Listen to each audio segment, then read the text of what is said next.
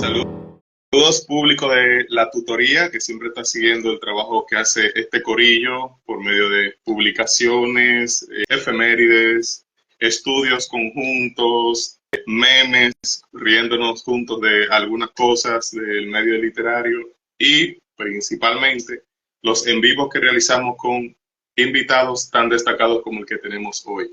Este es el tercer live del 2024 de esta temporada de la tutoría y tenemos a una de las mejores experiencias humanas que yo recuerdo al visitar el Festival de Poesía Vallenata de Valledupar el pasado año, el señor maestro Chalo Rodríguez Burgos de Perú, que está acá con nosotros.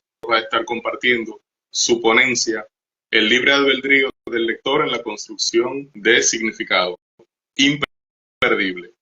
Chalo Rodríguez Burgos nació en Pascamayo, en la ciudad costera de Pascamayo, en el departamento de La Libertad, en Perú. Es licenciado en Relaciones Industriales y Públicas por la Universidad de San Agustín, en Arequipa.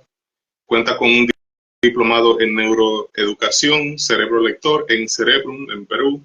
Diplomado universitario de capacitación docente en Neurociencias por la Universidad Abierta Interamericana. Diplomado en Lengua Infantil y Juvenil en SADE, Universidad Nacional de Villa María, en Córdoba, Argentina.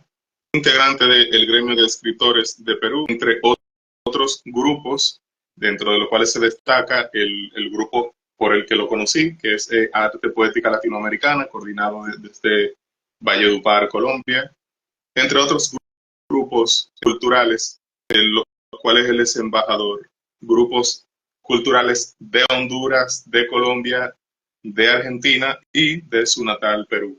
Coautor de la interpretación de la proyección del planisferio de Peters, publicado por el Ministerio de Educación y la editorial Vinces Vives en el 2000. En narrativa tiene Retazos, Mis lugares, mis momentos, del 2016. En poesía tiene Es lo que tengo, es lo que doy, del 2017. También ha incurrido en la narrativa de más largo aliento, en la novela, con El silbido de las sombras, del 2018. Entre otros libros, no solamente es una persona con estudios en neurociencias, sino que también en el plano literario ha abordado varios géneros. Él es el cerebro lector por excelencia y lo tenemos acá. Con ustedes, el maestro estimadísimo, amigo de Perú, Chalo Rodríguez Burgos. Con ustedes. Muchas gracias, Isidro, por esa hermosa presentación. Realmente soy un ser humano que busca seguir aprendiendo y conociendo a través de los seres humanos la importancia de transmitir el conocimiento, básicamente. Y eso me llevó a indagar, a buscar y a ahondar lo que he vivido para no olvidarme. Y por eso escribo. Escribo un mundo que vi, que viví, que sentí y que se está yendo. En esta oportunidad, yo quiero presentarles el resumen de una ponencia que lleva por título El libre albedrío del lector en la construcción del significado. Esta ponencia busca poner en relieve el significado o significados que podrá dar el lector cuando interactúa en el proceso de la lectura. Esta ponencia se afirma en estudios realizados por connotados investigadores como House, Roland Barthes, Humberto Eco, Susan Sontag, entre otros. La lectura. Maravilloso invento de la humanidad que ha posibilitado además que podamos conservar y transmitir las enseñanzas del hombre. Esto nos permite revitalizar nuestras emociones y nos llena de una sublime energía que se renueva de manera continua al leer y releer un libro. Al leer, tomamos contacto con los pensamientos de otro ser, que puede estar vivo o no. Esta maravillosa sensación de recoger las palabras de quien ha podido trascender es inevitablemente turbadora. Y cuando al paso del tiempo retomamos nuevamente la misma lectura, nos abre un panorama lleno de significados por descubrir. A pesar de que se trata del mismo lector, es otro, que tiene nuevas experiencias y al aproximarse al libro le va a despertar otras emociones y encontrará consecuentemente otro significado. La intención de este artículo es de privilegiar la potestad que tiene el lector para construir o sentir su significado respecto de una obra, sin dejar de lado, obviamente, el maravilloso legado del autor, que nos va a permitir compartir sus emociones, sensaciones y visión de su mundo. Pero al lector le toca interpretar este escenario con sus experiencias, sus sensaciones, sus conocimientos y su forma de ver el mundo. Tal como lo afirma Eco en 1992, ningún texto puede ser interpretado según la utopía de un sentido autorizado, que sea definido, original y final. No, el lenguaje siempre dice algo más que su inaccesible sentido literal. Se pierde cuando se inicia la emisión textual. Es el lenguaje el que habla y no el autor. Desde los albores de la humanidad, fue el autor la parte vital y confluyente de atención respecto de la obra. Las explicaciones derivaban en su entorno, en qué condiciones produjo la obra, qué influencias emocionales pudo tener para desarrollarla. El aspecto físico que tenía el autor también era tomado en cuenta. Incluso se investigaba cuál era su capacidad económica, si esto tuvo implicancia en la elaboración de la obra. El adelanto tecnológico sigue produciendo trascendentales cambios en los planos científicos, sociales, filosóficos. También ha impactado en la forma de leer, de la importancia tributada del autor inicialmente como emisor, pasó a la importancia de la obra en el libro, que es el mensaje. Pero si la obra no es abierta, no es consultada, no existe. Por eso la importancia actual del lector.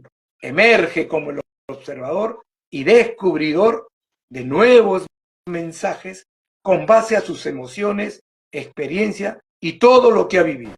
No se trata de leer de manera literal, sino de descubrir su sentido, de tener el encanto de encontrar otro sentido y placernos de ello, de contemplar los naturales vacíos que el lector puede encontrar en una obra.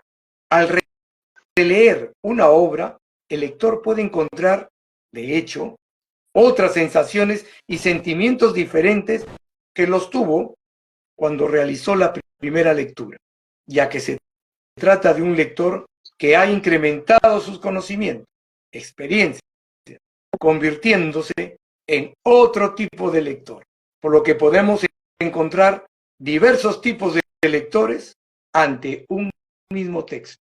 Atrás, muy atrás, iban a quedar los tiempos donde lo dicho por el autor generaba una corriente de opinión que englobaría y direccionaría los pensamientos de los lectores y que en muchos casos relegaría las naturales interpretaciones y significados que el lector podría tener sobre la obra, privándole de la facultad de encontrar nuevos mensajes en la obra. Los libros no pueden quedarse resignados a tener un solo significado o tan solo a tener una sola interpretación. De lo contrario, se estaría cercenando la participación del lector y nos quedaríamos ante la encrucijada de aceptar o negar el significado que tiene el libro. ¿Es la visión del autor lo que debe primar? ¿Es que los libros podrían tener un solo significado? ¿Tiene que justificarse una sola interpretación? ¿Por qué al releer un texto podemos encontrar nuevas sensaciones y otros significados? Para leer debe haber una escritura y en sus inicios Los primeros sistemas de escritura no fueron para leer en un sentido estricto, sino para llevar cuenta, registrar cantidad de animales, productos y algunos hechos trascendentales que escapaban de la memoria individual y colectiva. La protoescritura fueron signos primitivos, pictogramas que representaban escenas de su vida. Así lo explica Toussaint en 1997, donde indica: la escritura desempeñó un papel más bien restringido, modesto y necesario, el de liberar a la memoria de cargas excesivas, aunque con el paso del tiempo las cargó mucho más. La progresiva sofisticación de los sistemas de escritura, desde los primeros símbolos cuneiformes hasta los sistemas alfabéticos, permitió ampliar sus primigenios usos y tuvo ya otra finalidad. Más allá de los registros de cantidad, pasamos a los registros culturales, a las leyes, a las prácticas tecnológicas, a los mitos fundamentales y también a la religión. La producción literaria, entonces, tuvo su soporte y sus códigos que han ido modulando y cambiando la forma de escribir y también de leer. Como es de dominio público, la escritura como tal se iniciaría hace 5.000 años en el actual país de Irak, en la Mesopotamia, entre el río Éufrates y el río Tigris. En esos inicios de la humanidad, la mayoría de las personas no sabía leer. La lectura en voz alta va a ser la traductora de los escritos. Se pensaba que así se podía entender e interpretar mejor. Y se hacía a través de tablillas o de pergaminos. Son los gestos y la capacidad interpretativa del orador quien concita la atención de sus oyentes, que son sus lectores. Es el encargado de narrar las costumbres y la historia. Comienza a formarse entonces un interesante proyecto de socialización a través de la representación de la literatura elaborada. La gran cantidad de información que había en los pergaminos y códices giraba en torno a la sonorización que había que emplear para todo el auditorio, y la no existencia de intervalos habría propiciado otra forma de leer, la lectura silenciosa, más lenta e íntima. Según Jespers Verno, esta lectura silenciosa se inicia ya en la antigua Grecia, el siglo V antes de Cristo. Otro caso tenemos el de San Agustín, más cerca a nosotros, cuando ve asombrado al joven Ambrosio leer en silencio. En esas fechas solo se leía en voz alta. Había la creencia de que así se entendía mejor. Dice San Agustín en su libro Confesiones: cuando Ambrosio leía, sus ojos recorrían las páginas y su corazón entendía su mensaje, pero su voz y su lengua estaban quietas. Durante la Edad Media aparece una nueva técnica en la lectura. Va a ser el uso de intervalos.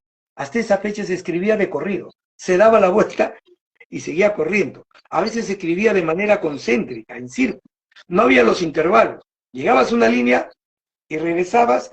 Si era de izquierda a derecha, regresabas de derecha a izquierda. A este sistema se le conoce con el nombre de bustrófedo. Terminaba un renglón y seguías al siguiente. No había puntos ni comas, los signos no aparecían todavía en esa época. Era la scriptio continua. Recién en el siglo X se comienzan a separar las palabras, con las que se fortaleció la lectura silenciosa y se va incrementando a una lectura ya más autónoma. Y los autores comienzan a escribir sus historias más allá de la información urbanística o administrativa. Rompen los límites de la escritura que solo buscaba mantener una sola idea moral y religiosa, para que se transformen a través de la lectura otras costumbres y que sean heredadas a las siguientes generaciones. Se va a romper esa secuencia. La historia de la literatura, como la del arte en general, ha sido durante demasiado tiempo la historia de los autores y sus obras. reprimía o silenciaba al tercer componente, es decir, al lector, oyente u observador. Resumiendo, vimos que el autor adquiere mucha importancia, se vuelve relevante al contar sus historias que tienen el tinte de su filosofía personal y la de sus experiencias. Las narra de acuerdo a su percepción sensorial sobre su entorno o realidad. Se establece entonces una íntima relación entre el autor y su obra. Escribe para entretener o para expresarse artísticamente. Es el propietario de sus obras las que dirán mucho sobre su vida y estados de ánimo, que lo pueden llevar a escribir desgarradoras emociones como las que puede estar viviendo en ese momento, o cambiar de opinión porque varió su estado de ánimo también en sus nuevas obras.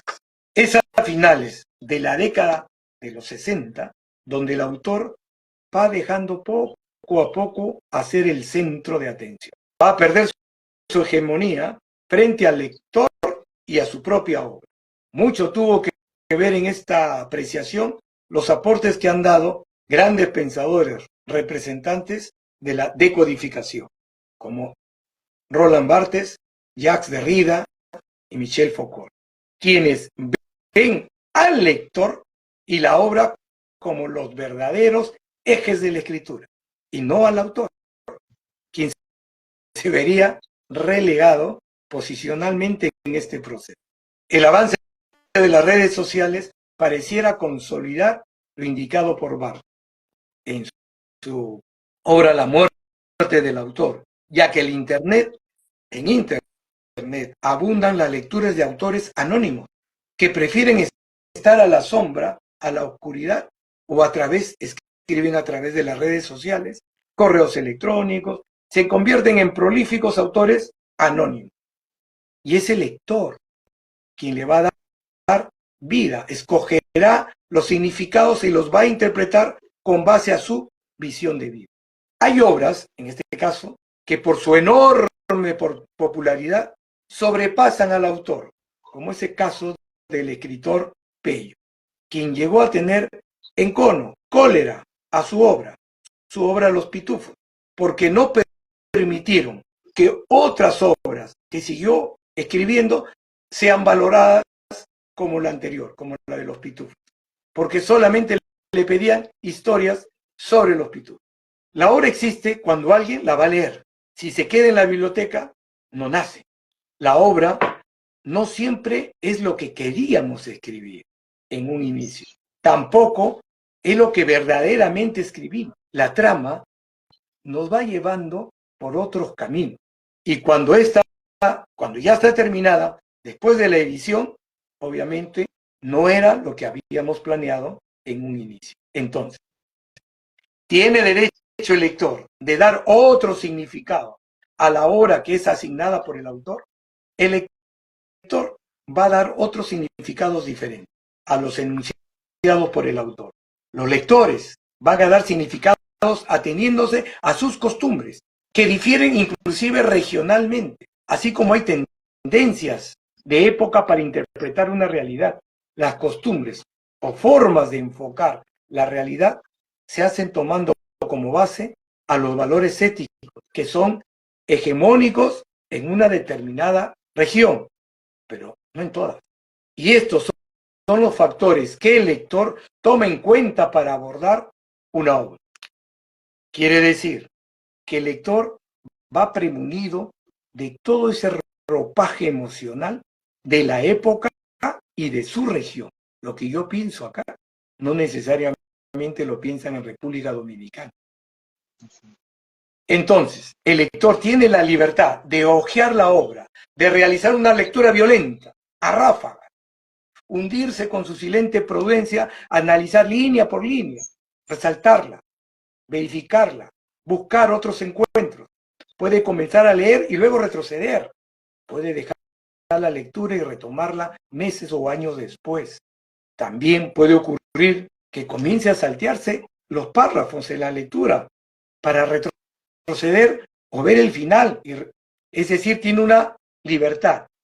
Hay un libre albedrío para leer y construir su significado. de acuerdo a sus emociones, a sus experiencias, a sus costumbres, a su región. Ya lo decía Borges, para ser escritor, primero hay que ser un buen lector. Muchas gracias por su tiempo y su atención. Muchísimas gracias por los aportes y que sabemos que he pasado un ensayo sumamente más extenso de ahí, que por esta prisa que a veces pone Instagram, que es el verdadero propietario de todo lo que se hace, sabemos que es mucho más largo de ahí, pero estamos muy agradecidos de que lo haya adaptado. Primero para un público joven, un público que a lo mejor no tiene, luego de salir del trabajo a esta hora, no tiene 3 días corridos para leerse un ensayo de 2000 páginas. Entonces estamos muy agradecidos y eso también habla bien del ponente cuando es capaz de adaptar. Es maravilloso saber que el lector tiene esa libertad, porque a veces el lector puede llegar a ser juzgado, que si un libro a él no le motivaba a continuar, él detenía la lectura. No importa si fuera un clásico, no importa lo que fueran a decir, el libro debía motivarlo por sí mismo. Y es lo que entonces hace que el autor esté obligado a producir obras, si es narrativa o es poesía, obras que despierten emociones y no solamente lo muestren presumiendo una gran intelectualidad y un gran conocimiento. O sea que es un trabajo conjunto, como bien usted menciona, entre el autor y el lector. Y hay una igual responsabilidad en la trascendencia de una obra, hay igual responsabilidad en el autor que en el lector. No sé si dije un disparate. Sí, efectivamente es así, ¿no? ¿Qué sucede? De que cuando nace el ser humano, no viene con la capacidad de leer. El ser humano nace con la capacidad de caminar, de hablar. Eso está en tu paquete genético. Aprender a leer y a escribir es un invento del ser humano. Para eso debes establecer nuevas conexiones neurológicas. Se aprende primero asimilando los fonemas en tu, llamémosle, conciencia fonética, para luego ir entendiendo las palabras, a las sílabas y a los fonemas. Es todo un proceso. Y cuando el hombre vio la necesidad de escribir, fue porque quería contar cuántas vacas tenía, cuántos sacos de trigo había almacenado para hacer el trueque. Se hablaba diferentes dialectos a la vez. Entonces, tener una uniformidad en cuanto a la escritura fue muy complicado, hasta crear ya después un sistema de entendimiento donde tú trasladas tu emoción a la palabra. Costó mucho, y mucho tiempo es el autor el que genera y se empodera con la obra, y obviamente va a transmitir su percepción, lo que él entiende, lo que él comprende. En este mismo instante estamos dos personas, Isidro y yo, y la percepción que yo tengo de esta entrevista es una. ¿Por qué? Porque lo veo desde mi punto de vista, desde mi edad, de la suma de mis experiencias, de mi propio estado emocional. Igualmente tú, y no somos iguales, somos diferentes. Entonces, antes se quería circunscribir a que lo que decía el autor, eso era ley. Y si no entendías igual, no sabías leer, no sabías entender o estabas fuera del sistema. Hasta hace poco, en los exámenes de admisión para los alumnos en la universidad, te ponen lecturas para medir tu comprensión lectora. Y una de las preguntas bárbaras, considero yo, era decir, ¿qué quiso decir el autor? Yo no puedo ponerme en los zapatos del autor. Es imposible. Puede estar claro aparentemente, claro para mí, pero no para ti. Esta libertad, este libre albedrío, digamos, es reposicionar al autor, y que ya lo vemos en las redes sociales, ¿no? Que cuando alguien hace un escrito, hay gente que lo sigue. Hay lecturas como en el Wattpad donde vas escribiendo y vas incrementando conforme concurren los que van leyendo, ellos son los que van dando tu aporte, y eso no es de ahora. Muchas telenovelas hacen sus focus group, indican cuál sería el destino que deberían darle a tal o cual personaje, y el autor o los autores recogen esa información y siguen reescribiendo. Es muy interesante toda esta confluencia y esta sinergia que se está dando hoy en día. Y de hecho me toca muy de cerca esa última parte que usted menciona, porque, bueno, amigos de nosotros que conocimos también en Colombia, Manuel Llorente de Medellín, Ileana García de Nicaragua, pero que vive en Canadá, Mercedes Cabral, que no estuvo allá, pero es de acá, de Dominicana, estuvieron revisando y dándome aportes de una novela detectivesca. Y de eso, con lo que usted menciona, de cómo una obra puede crear incluso un nuevo tipo de lector. Pero con esas tres personas, con Juan Manuel Llorente, Ileana García y Mercedes Cabral, yo iba enviándole capítulos de esa novela con una especie de focus group de unos lectores de prueba. Se le iba pasando a ellos, o sea, unos se iban enfocando en temas ortográficos, otros se iban enfocando en quién ellos creían que era él o los culpables del delito que se menciona en esa novela. Otros se iban en temas de construcción de personajes. Otros se iban a temas sociológicos. Cada uno por su profesión, por sus experiencias profesionales, sus experiencias de vida, el tema por el país en el que viven también, porque estamos hablando de, entre esas tres personas, 4 países. Ileana representa 2, Canadá y Nicaragua. Juan Manuel Llorente, Medellín, Colombia. Colombia es casi un continente entero.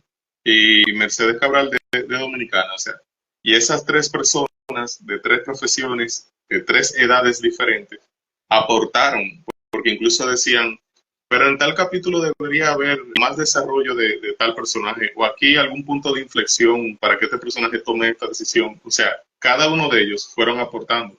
No fue una lectura vertical de yo soy el autor, te doy esto y punto. Es como usted dice, es una lectura horizontal. En mi caso, como estoy vivo y ellos tienen mi contacto, ellos me iban diciendo cosas.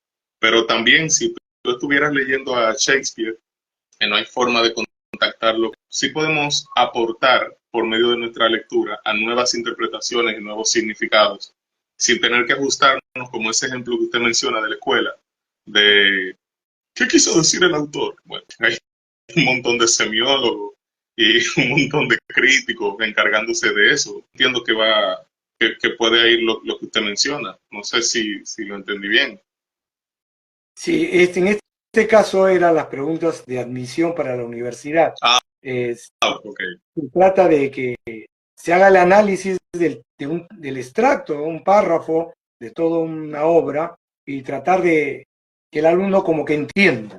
Pero hemos dicho que muchas veces ante una misma obra y una misma persona no es el mismo lector.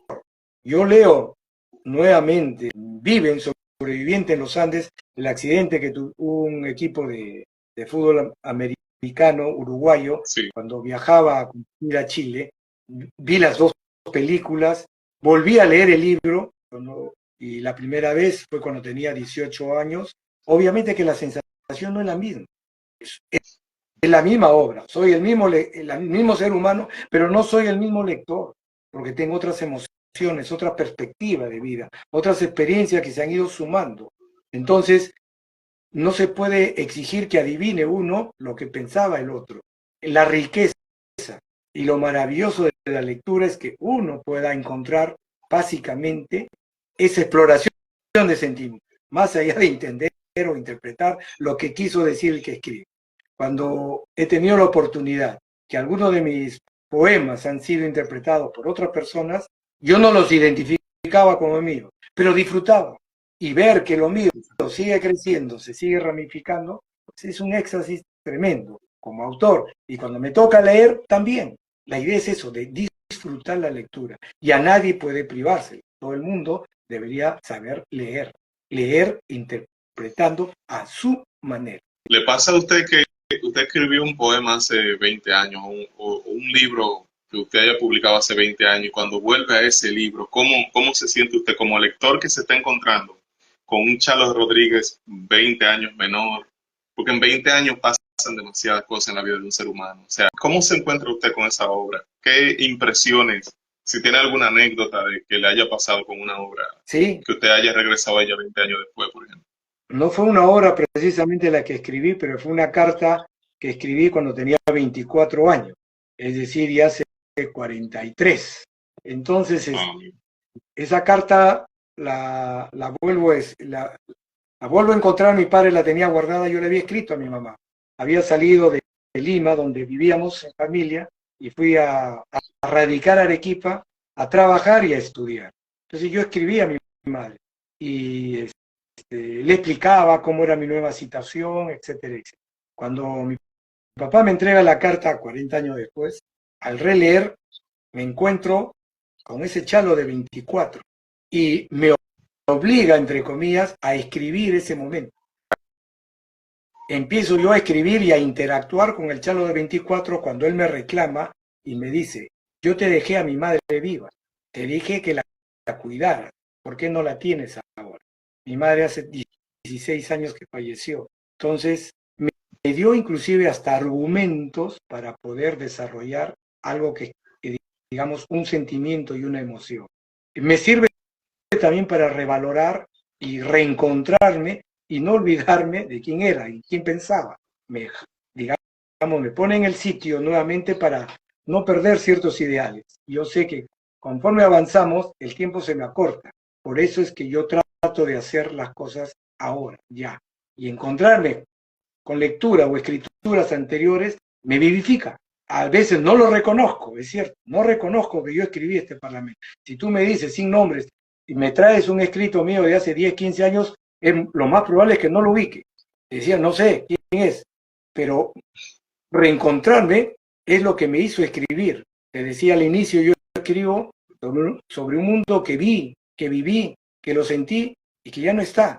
Pero también escribo para recordar, para no olvidarme quién fui y quién soy. como suele pasar con el escritor sincero. Sobre lo que le decía ahorita de la literatura detectivesca, que lo ponía como ejemplo, y que tal vez insisto mucho en eso porque es lo que estoy trabajando y es lo que soy medio nuevo. El miedo nos hace reiterativos, ¿sabes? El caso de Edgar Allan Poe con Los crímenes de la calle Morgue creó un nuevo lector, un lector más participativo, porque al ser el primer relato detectivesco de la historia, el lector ya se sentía parte de lo que iba pasando, porque él va compitiendo con el detective, tratando de resolver el misterio antes que el detective. Y ya cada lectura de una obra detectivesca, a diferencia de otras obras que el tema es más lineal y es más vertical, a pesar de que se pueden dar diferentes interpretaciones por lo que usted menciona, por el libre albedrío, pero la literatura detectivesca te da las herramientas para que tú entonces crees tu propia experiencia y compitas de tú a tú con el detective. Y entonces, esa literatura crea un nuevo tipo de lector. Es lo que se dice. O sea, ¿considera usted que en efecto, a pesar del libre albedrío del lector, es posible que una obra pueda crear a un nuevo tipo de lector desde cero? Sí, efectivamente, el ser humano es permeable del entorno. Nosotros percibimos el mundo de acuerdo a los factores que están confluyendo y cómo percibimos a través de nuestro sistema sensorial. Pero súmale a eso tu mundo interno. La sumatoria de esas dos situaciones, de cómo yo percibo la obra detectivesca en este caso, va a ir colegida también con mi mundo interior, que puede ser que despierte un apetito voraz por enterarme e inmiscuirme. ¿Qué es lo que pasa con las series de Netflix, por ejemplo? Todos estos estudios tienden a tocar a que el ser humano, el cerebro, segregue este neurotransmisor llamado dopamina. La serie de Netflix te engancha. Dices, voy a ver un capítulo, 3 de la mañana y sigues ahí muchas veces, sabiendo que tienes que, porque ya te sabe a dónde va a atacar. En el caso tuyo, vamos a darle la vuelta, el lector es como un depredador de imagen. Estás a la busca, al acecho de situaciones que incrementen tu materia prima para tú poder escribir. Y cada entrevista que tú tienes, formal, no formal, amical, estás buscando de dónde obtener un recurso para seguir escribiendo. Y eso es natural. Esa sensación de ir tras la búsqueda de esas imágenes es lo mismo que el lector, que también quiere consumir. Estamos segregando dopamina permanentemente. Y cuando logran activarte ese punto en tu cerebro, pues ya lo tienes ahí, ya lo tienes prisionero, ¿no? Y al que le gusta la novela detectivesca, yo comencé leyendo a Perry Mason, de Agatha Christie, Lupin, la última Lupin, ya la segunda o tercera temporada, estoy esperando, te prendes, porque tenemos ese instinto por descubrir y sobrevivir. Eso va ligado a nuestra psiquis y a nuestra esencia. Conectado Elisauri Suárez, de Dominicana, estudiante actualmente de filosofía, que es de los fundadores de la tutoría, anda por ahí.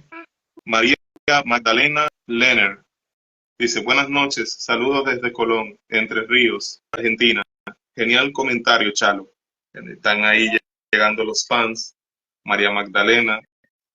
Pues muchas gracias, María, por ser parte de este selectísimo público que nos está viendo. Y siempre es bueno, digamos, ir buscando, digamos, a través de nuestras predilecciones, insumos e información que va a ayudar a construir. Uno puede regresar a ver esta entrevista en 20 años y va a poder decir, mira, eso que él está señalando, el ejemplo que dio ahorita de el examen para entrar a la universidad, que le hacían la pregunta a unos adultos con vivencias diferentes a las que tuvo a lo mejor un autor hace 500 años.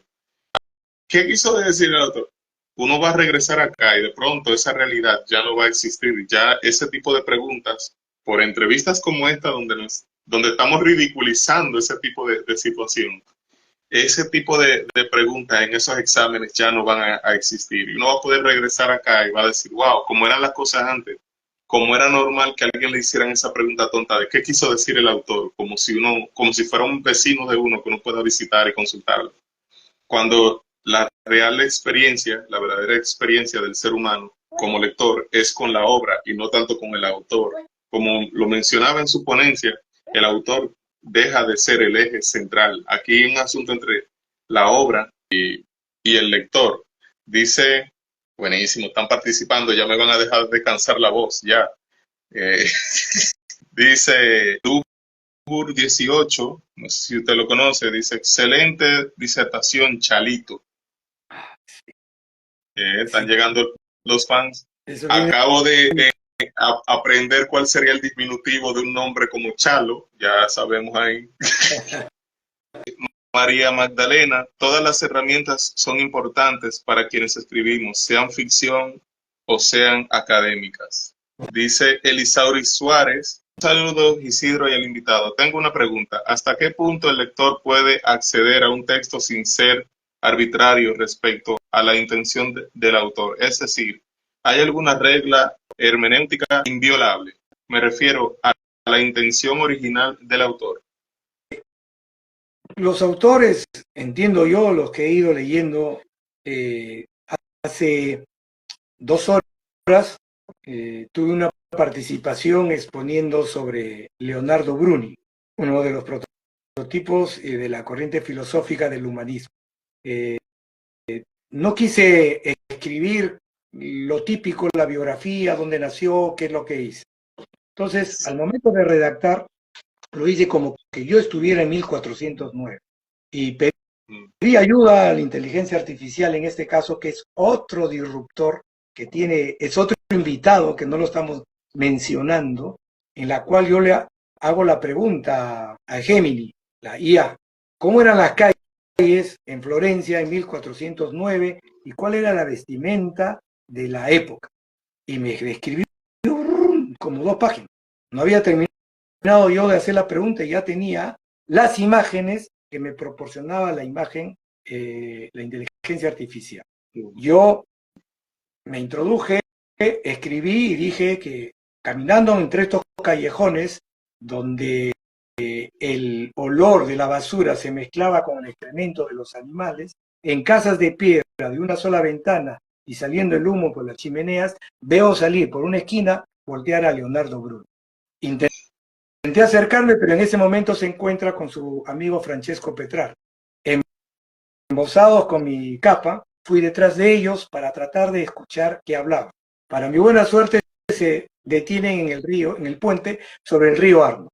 Y alcanzo a escuchar que él dice de que la educación, 1409, es básica para que la población pueda interesarse en la política y pueda participar, para dejar de lado al sistema monárquico y dictatorial, digamos, corrupto por personas educadas, no solamente cognitivamente, sino moralmente. Han pasado 600 años y tenemos el mismo problema todavía. Entonces, el que va a escribir muchas veces, creo que lo dije al inicio, tiene una idea, pero conforme vas avanzando, muchas veces dice la trama te lleva por otros caminos, pero realmente quien te va llevando, uno no escribe en una hora, escribe por ratos, por momentos, pero ese Chalo de ahora con el Chalo de hace medio año que escribió algo, no es el mismo, porque soy una sumatoria de nuevas experiencias, yo he ido cambiando. Yo al escucharte hablar sobre tu tema de detectives, me hiciste recordar muchas obras que he leído. Yo me había olvidado de Agatha Christie, años que no la mencionaba. Y tú, al traerme al recuerdo a ella, he visto mi casa cuando tenía 10 años y leyendo en Vanidades o en Buen Hogar, a veces había resúmenes de las obras de ella y las novelitas que compraba de Perry Mason, que a escondidas leía en la casa porque a veces estaba prohibido leer. Entonces me traes un montón de imágenes, de recuerdos, de sensaciones y de emociones. Y eso es lo que busca y pretende el escritor, que muevas emociones. Una vez presentó un libro mío, justamente El silbido de las sombras, traje a 3 personajes. Esta obra se desarrolla en los años 64, 65. Básicamente son niños de 10, 11 años que interactúan en su escuelita fiscal, cómo eran los exámenes de esa época, cómo te corregían con la palmeta o el ático, etcétera, etcétera, ¿no? Entonces, dentro de las 3 personas que pido que comenten mi libro, es una persona que tiene mi edad, otra mayor de 80, y a uno que lo llevé de 14 años. Este chico es de Chile, estaba en tercero de secundaria, 14, 15 años en ese momento, pero un chico muy suelto, muy capaz. Y le dije si podía comentar. Ya, profesor, me dijo. Y ese día de la presentación había como 80 personas, 50 entre familia y amigos, ¿no? Porque cuando se presentan libros van muy pocas personas interesadas realmente, ¿no? Entonces, con toda la ayuda del auditorio, él habló y escribió. Si yo pregunto, ¿alguien conoce el libro El silbido de las sombras? Él terminó su alocución así. Seguro que me van a decir que nadie conoce. ¿Alguien conoce al escritor Chalo Rodríguez? Seguro que me van a decir que nadie lo conoce. Pero a mí me movió sentimiento. Y tal vez fuese el regalo más grande que yo tuve, porque eso es lo que busco. Creo que me fui a la puesta, pero creo que le sirvió también de algo. Isidro, tienes un invitado de lujo. Siempre es interesante la propuesta global que Chalo brinda tanto a la educación como en todo lo que se relaciona con ella. Bien, esa es María Magdalena también. Bueno, si es de Argentina, me gustaría coordinar con ella para que hagamos una campaña para promocionar a Chalo y que sea tomado en cuenta como ministro de Educación de Perú. No sé, María Magdalena, contáctame, hablemos de eso, que Chalo ni se entere, ¿verdad? Que cuando lo nombren sea sorpresa y podamos decir, wow, tuvimos aquí un ministro. Dice, pero tú sabes que ministro es flaco favor antes que comentes lo otro. Dijiste ¿cómo? maestro. Te explico. Maestro es más, ministro es menos. Hoy en día, Ouch. ahora todo ha cambiado. El ministro, el que es menos, es el que es más y hace de menos. Y el maestro, que hace más, lo valoran menos. Otro motivo por el que usted debería ser ministro es para cambiar eso. ¿Por qué? Porque si usted logra hacer el cambio maravilloso como maestro sin tener los recursos de un ministro, me imagino que cuando sea ministro va a poder aplicar algo de eso. A no ser que cuando llegue a ser ministro y diga, bueno, ahora que valgo más, haré menos. porque aún haciendo menos valdré más, para continuar con el juego de palabras. Dice, Cierto. dice, ahí ya nos quedan 4 minutos, se calentó la gallera, dice María Magdalena que sí, que es de Argentina, o sea, ya tenemos 3 países en la cola. Vamos a hacer esa campaña. Aunque Chalo no quiera ser ministro, vamos a hacer esa campaña por encima de él para que él sea ministro. Dice Jan Aracena de la tutoría también, la tutoría presente aquí, como uno es espectador de su propia obra, luego de haberla dejado reposar en el tiempo que sea, ¿cuál sería el criterio correcto para evaluar los fallos y aciertos de la misma al momento de enfrentarla? Un paréntesis, él lo pregunta porque en la tutoría se apela mucho a eso, a que no tengas prisa por publicar una obra, déjala guardada, regresa a ella todas las veces que sea necesario. O sea, es una pregunta, tiene un interés muy especial para él y para todos en la tutoría. Sucede de que ya sé que el tiempo se está cortando, pero me hiciste recordar cuando iba a publicar el primer libro, que fue en 2016, mis escritos estaban desde 1991 y hasta un poquito atrás, pedacitos, por eso que se llama Retazos, mi tiempo y mis momentos. Le puse ese nombre porque fue una compilación prácticamente de breves historias. Pero uno tiende a procrastinar siempre. En tanto revisar y revisar, estamos como Penélope, que nunca terminamos. Y nos ponemos muchas trabas y muchos problemas para no superar. Una vez que damos el salto, hermano, hay que ir con todo. Y sí hay que reposar a veces. Hay que salir, regresar y releer. Siempre bueno.